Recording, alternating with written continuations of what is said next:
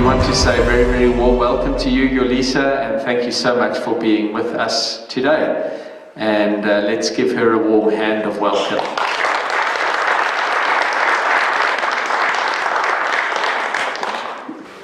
Places in the cities, are we safe with our houses that we own? Would we be able to sort of lose our house? And I think that was, especially more from the elderly people, was the concern this morning. Led in the media by those on either side who tries to instill fear and use fear to influence people. On ENCA 2 weeks ago, there was a lady from the EFF, and the EFF said nobody will own land in South Africa except government. They will hand out land. Will we lose our land, our compensation? How do they see it going forward? I think one of the challenges one has is, land and food security often, go in the same conversation, which I don't necessarily think is correct. But perhaps your experiences with Agri-SA and support of emerging farmers, your views on how those mechanics might work. And if we've only got 30 or 40,000 farmers in this country, that literally means that 30 or 40,000 different people will benefit from that. But there's still millions of other people that don't have that. And the things that can be taken away from us. But I think we should start listening to our preachers and work at a plan where we as a united church in South Africa not only become a voice to look at the elephant, but to do something practical. If you listen very carefully, there's quite a few focus areas that you can pick up that we've been focusing on. There's obviously the historical part. I mean, I don't think at any point we can dispute that there were historical dispossessions of land in the country. I think we've all come to a place where we have accepted that and we're trying to redress exactly that, the historical element to it. There's obviously the social element to it, and this relates to the fact that land means different things to different people. And perhaps in the middle of the conversations that we're having, we keep missing each other on this very point. The gentleman earlier spoke about urban land. Some people might have interest in agricultural land. Someone else might view land as a symbol of dignity more than any something that they can make a living from. There's also obviously the economical aspect to it, and tied directly within that is the agricultural part or the industrial part. What then happens? I mean, we've heard when the ANC took the resolution at its national conference, one of the things they kept saying is that they're going to do this in a way that does not have an impact on the economy. So there's also that element to consider. There's obviously the legal and the justice part of it and the constitutional part of it. I mean, we've all been talking and hearing about Section 25, the possible amendments. We've heard about the public hearings happening around the country and so on. And there's obviously the political part of it. There are some in our society who believe that this is just for electioneering. We're heading towards an election in 2019, and that all this is just talk so that the ruling party can garner more support and more votes. However, in my observation, and I will tie in with what the last gentleman just said, there's been one element missing, and that is what I would call the theological element, as it were. And perhaps as we struggle to find the solution to this land question, perhaps our answer lies in there. I'm not sure, I'll leave that to the theologians, that is not my area of expertise. And now this begs the question as to what is the appropriate manner of dealing with such a multifaceted issue. There's the economics of it, I mentioned, there's the politics of it, there's the social of it, element to it, and so on. So what is the appropriate way of dealing with such a multifaceted issue? Now, just to clarify just some key things and dispel some of the myths as to how did we even get to this point. We all know that in December 2017, the ANC met at its national conference, and out of that conference, the party took a resolution to look into amending the constitution so that it allows for expropriation without compensation. That's what we were told when the ANC sat for its national conference. However, there was a caveat to that because they said that it must be done in a way that ensures food security. It has to be done in a way that does not hinder economical growth, and that it encourages radical economical transformation.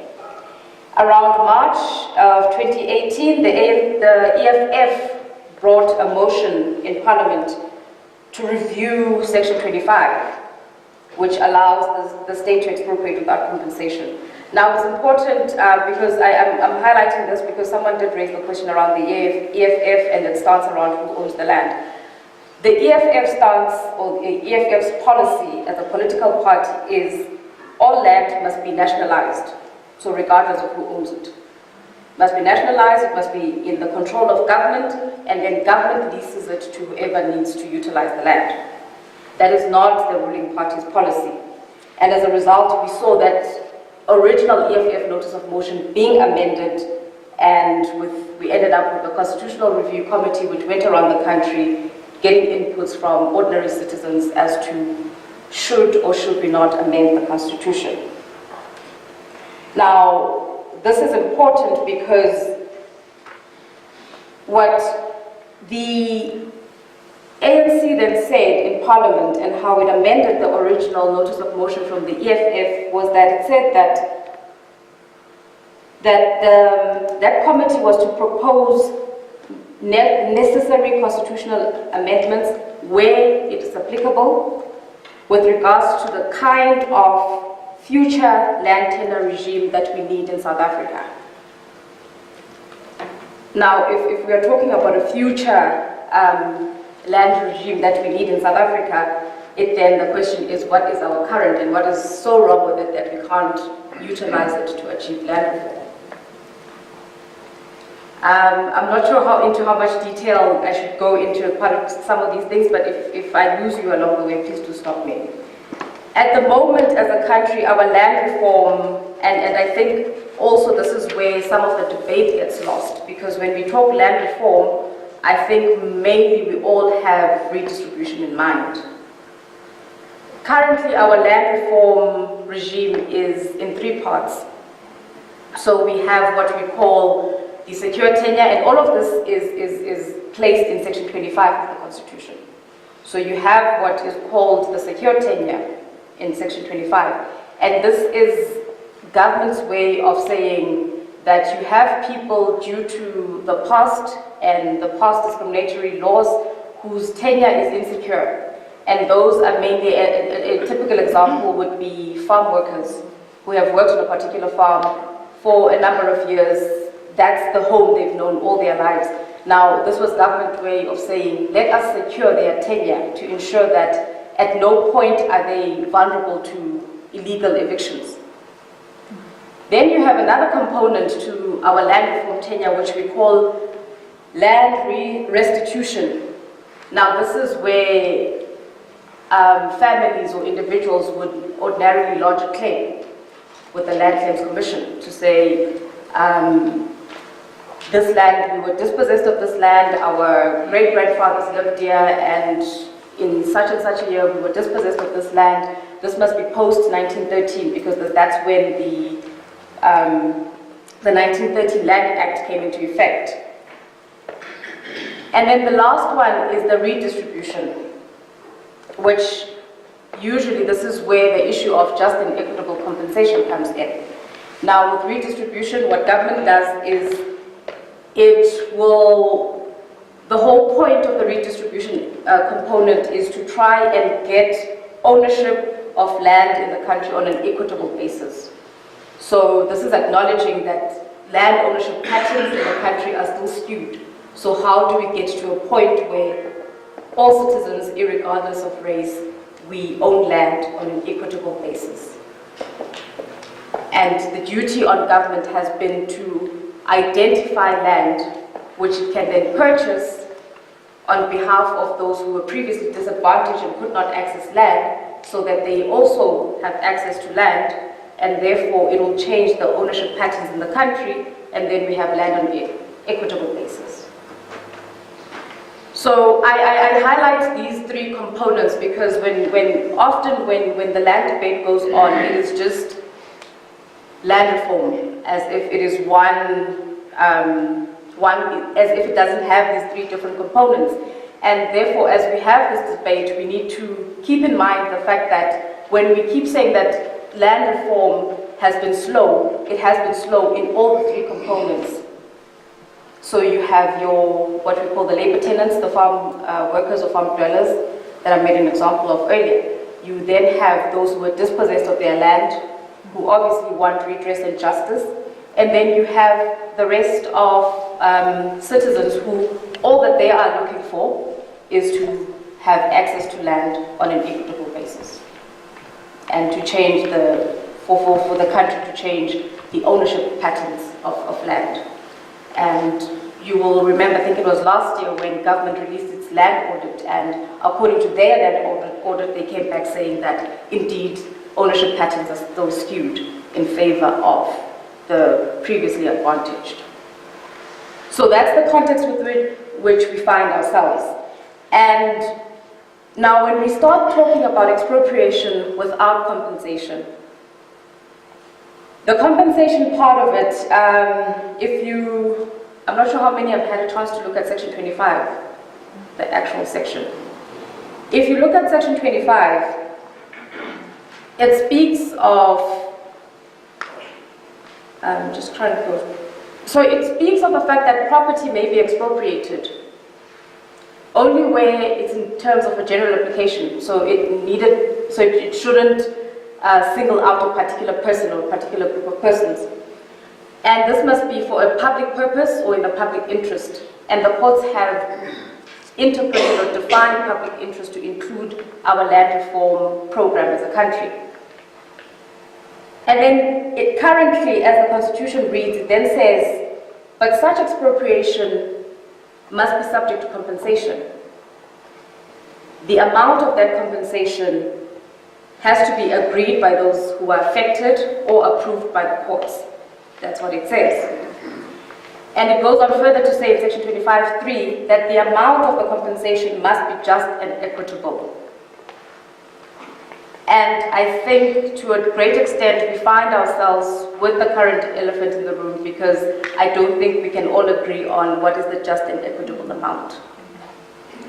So far, in April of this year, the Chief Land Claims Commissioner was telling us that so far, government had spent 60 billion rands on land reform.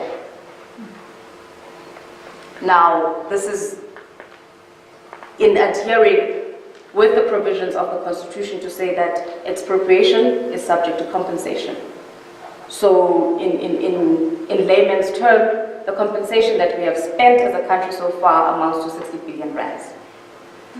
You have certain segments of our societies who rightfully or not rightfully question who has been the beneficiary of land reform, because the 60 billion rands has not gone into the pockets, unfortunately, of those who were previously dispossessed, but it has gone to compensate the current owners. As we expropriate the land back to redress, they are compensated. And 60 billion rands has been spent so far. Now, the section doesn't end there at just and equitable. It goes on to say that as we determine what is just and equitable compensation, and because for me, and if anyone disagrees with my position, please do let me know. But for me, the biggest elephant with regards to the land reform question is really the funding. Where will we find another 60 billion rand to fund the outstanding claims? I mean, there are still claims outstanding from 1998 to date. So where are we going to find the 60 billion rands to fund? So perhaps expropriating without the option of compensation is the solution. But as the Constitution currently stands, and this is where I somewhat disagree with those that say that in its current reading, the Constitution does not allow for expropriation without compensation. Because what Section 25(3) says is, when the court determines what is just and equitable, it does not only rely on market value, which is what we have seen happening repeatedly over the years. It gives 5 factors that the court needs to take into account. They look at the current use of the property. You need to look at the history of the acquisition, which is important because if you're talking about those who were previously dispossessed, you need to look at how the current owners acquired the property. So in my mind, when you already look at the history of the acquisition, that already brings down the value of that property, because you can't then be enriched when you had acquired it through dispossession. The market value is one of the factors, and the extent of direct state investment and subsidy in the acquisition and beneficial capital improvement of the property. So a typical example, back during the days of the former government, we all know that a lot of investment was made into agriculture, for instance. So a government or the then Department of Agriculture would invest in a borehole on a particular farm, and now when we do evaluations now, we factor in the fact that that farm has a borehole, and that is calculated as a part of compensation, whereas the state had already previously, even though it was under the previous regime, but the state has already contributed to that farm. So why are we then compensating for something that the state has already paid for, even though it's 2 different governments? And then the last thing that it says is that any other factor which, and then the purpose of the expropriation. So surely if you're expropriating for purposes of land reform, the compensation price should come down. And the reality is that with the current owners and government, it has been somewhat difficult and in certain instances impossible to come to an agreement as to what is the just and equitable amount of compensation that should be paid. And this very question, in the time I worked as a legal advisor for AgriSA, this was usually the question that would be first on the table each time we had engagements with government. The first thing they would ask us is, what are you willing to put on the table? We've spent 60 billion on land reform so far. A big chunk of that has gone to, as they would say, has gone to your members, whom we've had to buy the land and the farms from. What is it that they are willing to put on the table? So I think for me, just as with any other form of transformation, there's got to be sacrifices that are made. Something has to bleed for us to get to where we want to get to. If we would like to see ownership patterns changing in the country, if we would like to see redress, there's got to be certain compromises that are made along the way. I will fast forward quickly to where the conversation is right now, is that you would have probably heard on the news that Parliament has withdrawn the expropriation bill, which some of us who were saying that Section 25 is already sufficient. It already allows you to expropriate without compensation. Because as I said, you look at all these factors. And for instance, if, like I mentioned, like I made the example that if the history of the acquisition is one of dispossession, then the amount of compensation could easily be as low as 500 rand. Just make an example. I've always advocated for the view that perhaps in this regard, the courts themselves need to assist us and not always rely on market value as they calculate the amount of compensation, but look at all these factors and perhaps develop a model or a calculation model that will assist us in bringing these valuation fees down significantly. But where we are at this point in time is that in the midst of this conversation, Parliament has withdrawn the expropriation bill, which would have given them powers to expropriate land within the confines of the Constitution. So pending the outcome of The report that we are still waiting for from the Constitutional Review Committee, that bill has been withdrawn, so it's obviously not up for consideration. And in all fairness, it looks like we are heading to a point where the majority of the country has agreed that Section 25 should be amended and should permit for expropriation without compensation. Now the question is, who is then affected by this? And the truth of the matter is, it's all of us. It's all of us. Whether you are just like myself, you have land, you don't have land, sorry. Whether you're just like myself, you don't have land, you just have a little piece of little space that you rent somewhere in Centurion. Whether it is someone who has hectares and hectares of farm somewhere, we are all going to get affected. And the reason why I say this is because economists have indicated to us that the moment you move into expropriating land without compensation, and this is me just giving the facts, this is not me trying to scare anyone.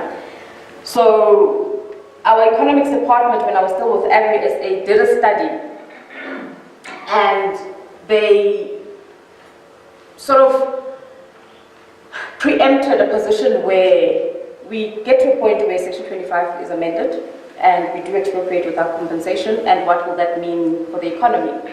And this is where I say we all get affected at the end of the day, because what they then found was that what will end up happening is, obviously there's, in as much as we have commercial farmers in the country, but the reality of the matter is that our farmers are currently producing on around 3 million hectares less than what they should be.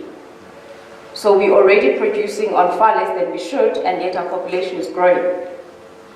And the reason why, coming back to the issue of food security, someone said that they felt that this shouldn't even be a consideration, but it should be, because if you think about it, the estimation is that by 2030 our population would have grown quite rapidly. And if you are producing on less land than you are currently, then what happens to food security? Some argue it's food sovereignty. So what then happens to food security? There's the issue of the economics of the country, what happens with the loans that commercial farmers have with the various banks. If you expropriate the land without compensation, will government foot that bill to pay back the loans? Or is that perhaps the pinch that the banks would have to feel, you know, as we try and achieve this land transformation, that perhaps this is something that, this is where the banks will have to bleed and contribute to this.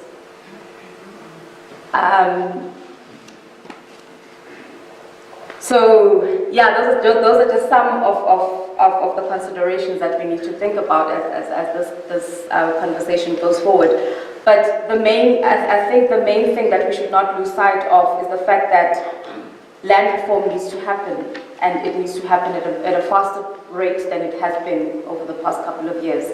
Because, you know, the Chief Justice once said something that he's of the view that the current land question is what is going to cause the next revolt in this country.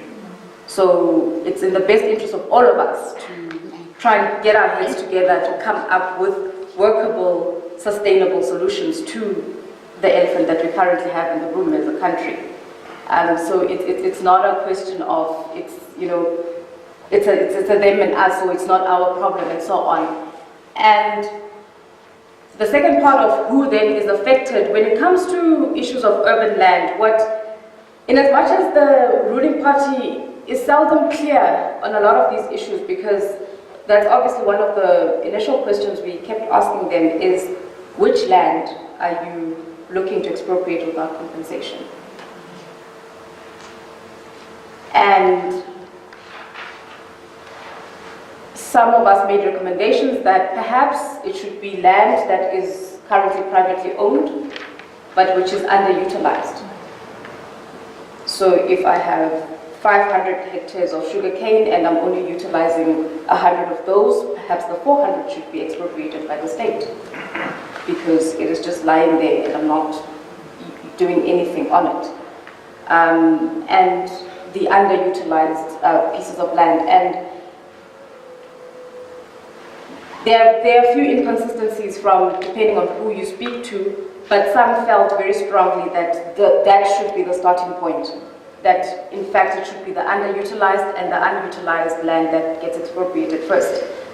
There's also some within the ruling party who felt very strongly that the land that should be expropriated is in fact the land that is in excess. So to try and bridge the gap between the haves and have-nots in the country, which is quite a big problem right now, that for those who are mega landowners or mega farmers, that they should cede some of their land to those that do not have, as a gesture of goodwill, I suppose. So those have been some of the responses that one gets when you question that which land are you targeting to expropriate. And I think it was last week or the week before where we heard media reports that they had actually identified particular farms out in Limpopo that they were going to expropriate without compensation, and start with those. But that would have been an illegal act, of course. It would have been challenged constitutionally. So. And that farm, it does not fall within these categories that they've mentioned of the underutilized, the unutilized, or, one of the mega farmers. So there's still a lot of unclarity on this. And we're all kind of eagerly waiting to hear what the Constitutional Review Committee will say. But what they have hinted is the fact that the majority of South Africans, as they were going around the country, have expressed strongly that the Constitution needs to be amended and that land should be expropriated without compensation. I'll stop there for now and take any questions that you might have. If the government took land from previous owners, the whites bought that land, so that money went back to the government. So I don't see the imbalance. Of RDP houses, for instance, there's been such turmoil with that. How are they going to distribute the land? How do they decide who gets which piece of land? Because putting your name on a list obviously does not work. Are different. I mean, if in Gauteng, the cry for land is residential land. We all just want a place to live. And we all just want decent-sized yards or plots or what have you. And if you move into your more rural spaces, the needs are different. So who exactly are going to be the beneficiaries as we talk expropriation without compensation? So that's a very important part. The part about government having taken land from previous owners who then bought it back. I think for me that's why it's important for us, and this is not to try and be rigid or anything, but as our land reform components currently are, it's very easy to identify exactly those challenges, to say who owned this land, can you produce proof as to who owned it when, who was dispossessed when, who bought it when, from who, and so on. Whereas and that's why I'm saying that we will need more clarity as to if you're expropriating without compensation, are we still doing in according to the three components of land reform that we have, or is this now all of us who were previously disadvantaged going to be the beneficiaries, and how do we manage those, those salient issues? There's a danger in that. Normally underutilized land is undeveloped land. So it's going to be costly to the government, to our country. And then the second point I would like to make is that we must also remember that the rich people play an important part in the economy of our country. It's normally them that have the capability of offering jobs and doing development as well. So we mustn't be blind and say that we must take away necessarily from the rich to give to the poor. It's normally the rich people that also have an important role to play in the economy. again, in the same breath, for someone who has been waiting for access to land for the past 23 years, that's the last thing they want to hear, to be honest, or someone who's waiting for an RTP house, that's the last thing they're concerned about, is what this is going to do to the economy, It implies free access to land, because a lot of the disadvantage occurred because there were no access to funds to obtain residential facilities, etc. There weren't as easy access to home loans, etc. But we don't hear anything around that, because for me that's part of the equation, that money must be made available for people to obtain. I think it's a mistake to say, if you think you're going to get a residence, that everybody will get it for free. But people didn't have access to capital to buy a house. I could buy a house many years ago, where most disadvantaged people did not have that opportunity and access to bank loans, etc. So my question is just with land, I'll go back to the agricultural land. With you having worked in the department, and I see things through the window of only what I see, whether, because I get the idea that folk are more sort of okay with subsistence farming. And I'm just wondering, do we have the people that if they get land, that it'll be commercially viable? Have they had that sort of training and experience to be able to do that? Do they have the support? Of the failures with land reform currently, within the current, how it's currently done, has been that lack of post-settlement support has been lacking. And over and above that, and this is not just in terms of skills, this is also in terms of just the bare basics of what you need to run a farm. So if you take community X, restitute a farm, game farm, whatever the case may be, and the previous owner sometimes, not always, is spiteful, they leave with all the machinery, and then you're left there with the community that needs to literally start from scratch and get machinery and. Whereas, and the problem with that is the misalignment that we continually see with our departments, because you then have the Department of Land Reform saying, we've done our part is to restitute. What then happens, production, all of that, agricultural activity, that's the Department of Forestry, Fisheries and Agriculture. We're not involved with. So there's this misalignment between the government departments, whereas in an ideal situation you would have Department of Rural Development restitutes the land, then agriculture comes in, they ensure that whoever is the beneficiary has the necessary skills and the necessary tools to ensure that production continues. It's sadly to find that, I just can't remember the exact figures, but in December of 2017, the Kgalema Motlanthe panel released a report wherein they found that a lot of the farms, I just can't remember the exact stats, that had been either redistributed or in any of the other forms of land reform were now lying fallow.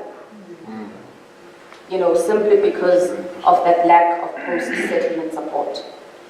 And you have organizations and individual commercial farmers who do their best to try and transfer the skills. You have foundations and organizations who try and facilitate that sort of skills transfer and so on. But it can only go so far without that willingness to pump money, budget into agriculture. I'll make an example with one of our neighboring countries, Malawi. Malawi government is very intentional about funding farmers.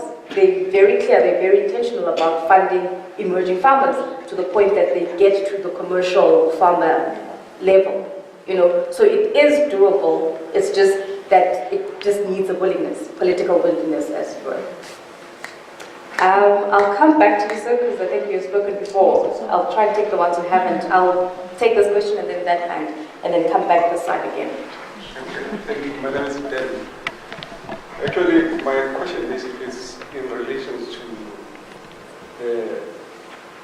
of course, with land. Trust? Yes.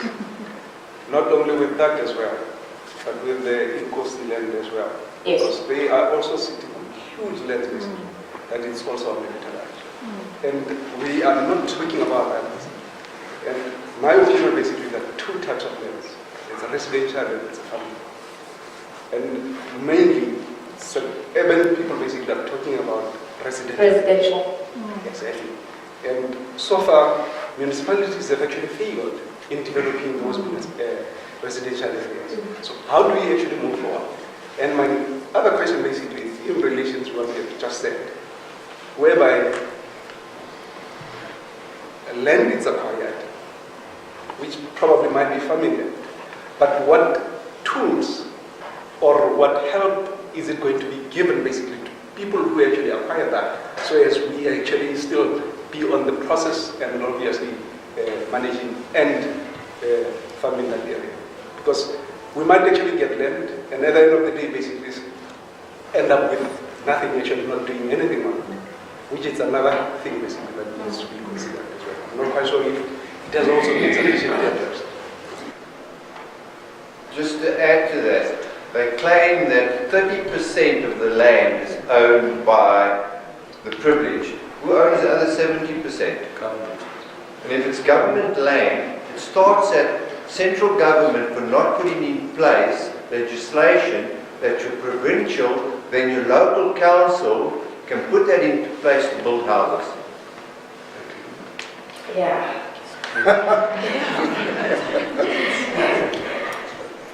Can I go to the lady in the back? Yes.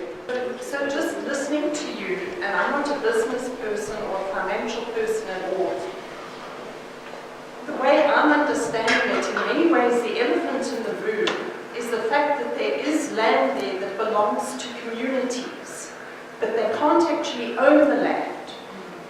So they're going to redistribute land that is productive and is belonging to people who are utilizing the land.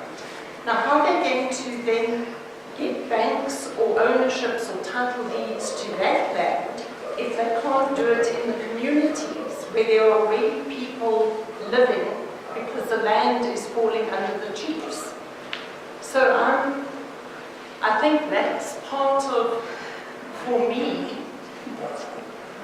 this whole thing of where does the land come from? So I'm just wondering, and you've answered in a way, but have there any studies being done as to what has happened to the land and the people who were the beneficiaries of the 60 billion land claims that have already happened? How have they contributed to the economy? Have they added to industry? Have they added to the production of food? And their societies themselves, what has happened to those societies? My farm then gets expropriated, I then get compensated. I then receive a hefty sum of about, 20 million rand or whatever. In certain instances, what then happens is I'll go back to that community and continue producing on that land and just lease it from them.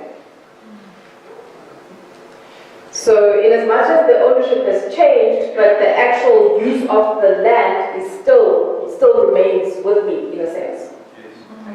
I wanted to make two comments. Firstly, about the fallow land in the Kgalama-Motlanthe report. It's 87%. Second point about that was that in the report, the main reason given why that is the case is exactly this point you're talking about of not sufficient support. So what happens is the beneficiaries, there's a very great detailed discussion of that. The beneficiaries then say, I sit on this land, I'm supposed to make money out of it, I don't know how to plow, I don't know anything, and then they sell the implements to get money. So on most of those lands, of those pieces of land, the implements were actually sold for subsistence. All right, that's the one point. The second point deals with this whole issue of the communal land. In the late 90s, I wanted to help my domestic to get a house in the Moloto area. So I tried everything to get RDP money for her, channeled to her, and they told me because the ANC hadn't won that region, she couldn't get the money. So eventually I actually said to her, okay, I'll pay for the house, but I want to be sure that you're not building on somebody else's land. She then produced a 99-year lease, which was signed somewhere in 1957. So it's still running to 2056. There was a tax stamp on it. There's a whole lot of discussion on it. I took a copy of it and I went to the Department of Land Reform, whatever it was called in those 96, I think. And they told me this is as good as a title deed, which obviously is contrary to a title deed, but that's what they told me. And she's allowed to build on that whatever she wants. It's about 5,000 square meters. So what I want to know is, in this whole process, and incidentally, the whole of Moloto is dished out by the chief like that. What will happen to those people's land? You know, a significant number of citizens have secure tenure.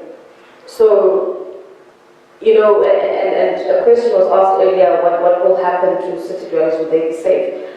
I would like to think, and maybe I'm being too optimistic, I would like to think that our government is not out to, at the end of this process, walk away with people who now have tenure that is not secure. You know, not only is that unconstitutional, but it would just be a regress, as it were. So, in as much as that is the situation, I'm sure there will be I don't foresee how, you know, people in those instances will be affected, because government it's their mandate, it's their duty to try and ensure that all of us have tenure that is secure at the end of the day. Land Reform told me, incidentally, that the land passes over to your descendants. So it passes over to the next one, because you don't want to end up at the end of the day, like I say, with a situation where families now don't have secure tenure. The rural areas. But you haven't touched on the urban, like it was mentioned earlier. Now,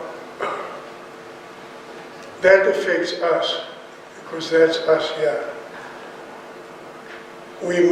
Somebody mentioned here the RDP houses. Now, if government sees now this as an option, it's easier not to build RDP houses, but take over a suburb over here and move the people in. And bang goes my house.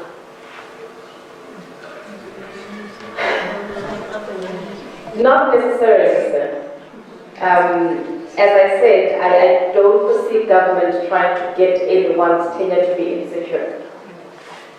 You see that the thing with urban land is, as the community was going around in places like Gauteng, where the cry is for residential land, at the end of the day, so they still have a duty in accordance to Section 26 to provide access to housing. And that is clearly what their RDP housing program is all about. So it is their responsibility, and as much as it does have an impact on the land question of Section 25, but by and large, it's a question of them ensuring that they provide housing.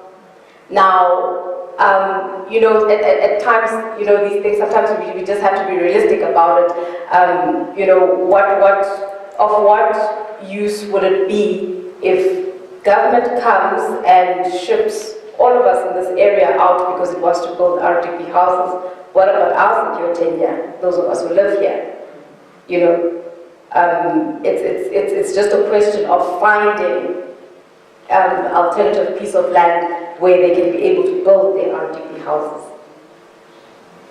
And hence, to a large extent, the attention hasn't been so much on urban land in as far as those who own land on urban land is concerned. But with regards to urban land, the focus has merely been on how do we get people to have access to housing? How do we make land available so that municipalities are able to roll out the RDP housing program? Which is something different in now when we go into a rural communal context or the farming context, whereas there you have histories of dispossession and so on. So it's slightly different in that sense.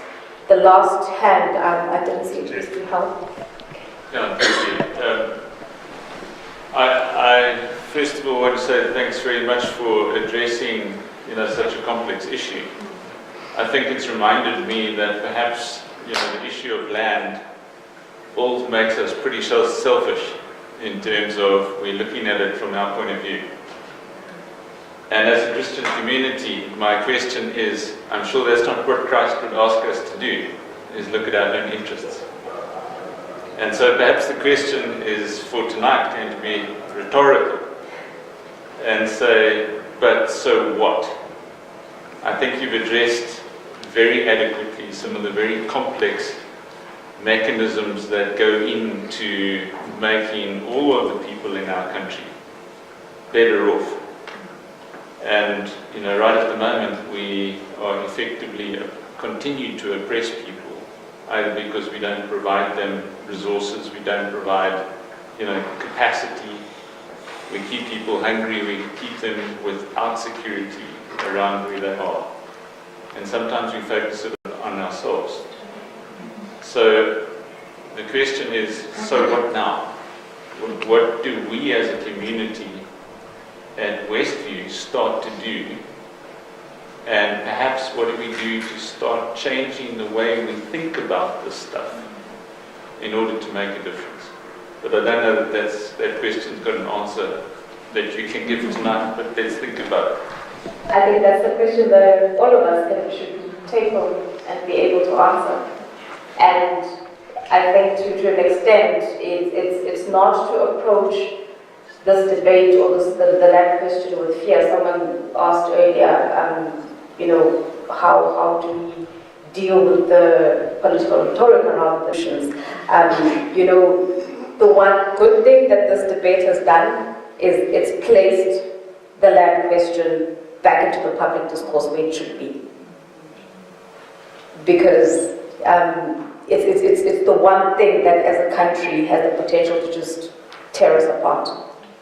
And how do we, and I think following on to what you just said, what now? How do we ensure that going forward we come with solutions that we don't isolate one another, that we are able to, as a country, as a nation, find each other again and say, we are all committed to this, we should all share in the resources that this country has to offer, equally so, without each grouping wanting the lion's share of the pie.